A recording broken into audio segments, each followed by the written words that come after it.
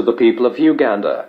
Today, the 6th of April 2017, over 31 years since Uganda welcomed the people calling themselves liberators, and a leader who promised to uphold the values of democracy and good governance, the country is in economic stagnation and has been symbolized by bad governance.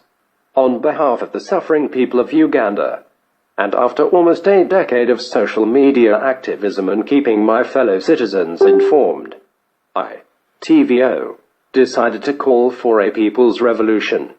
In order for the people to take back the country and secure the future and the right of the generation to come, the people's action is known as the April Revolution. I shall begin by talking about the current state of the nation, and this being the reason for the urgency with which this revolution has to be carried out. The illegitimate regime of Museveni is just now running the country to its grave, and the impunity with which billions of taxpayers' money is stolen by Museveni and his associates has left the ordinary Ugandans so vulnerable that even survival itself from one day to another has become a painful task. The delivery of social services has totally collapsed, and the people of Uganda now have such poor medical facilities that to die from simple curable illness like malaria has become a common phenomenon. This happens to the millions of our people. Millions are being stolen from state coffers to be used by Museveni and associates to seek treatment in hospitals in India, Dubai, South Africa and Western world. This state of affairs has to stop, and the people of Uganda will make sure that taxpayers' money is used for the benefit of every Ugandan. Police brutality and political persecution has become the order of the day. Museveni has formalized the denial of freedom of assembly, and he uses his security forces to kill and maim the people of Uganda. The recent massacres in western Uganda were carried out with utmost impunity, and as if to spit in the face of the people of Uganda, Museveni promoted his murderous security officers who killed hundreds of Ugandans. This state of affairs, of putting the lives of our people at risk on a daily basis and denying them their fundamental rights, will be a thing of the past after the April Revolution.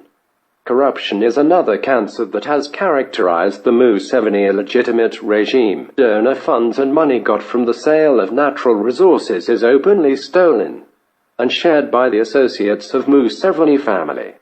His schoolgirls dodge school due to the lack of sanitary pads, as civil servants go months without the salaries, and many other shortages of delivery of basic services by a leader who came to power claiming to drain the swamp of corruption only to end up drowning in the same swamp. The people will end this misery through April Revolution, which will be a week-long series of protests, sit-downs, strikes, boycotts, etc., starting April 18th. Unemployment, especially of the youth, is estimated to be over 85%.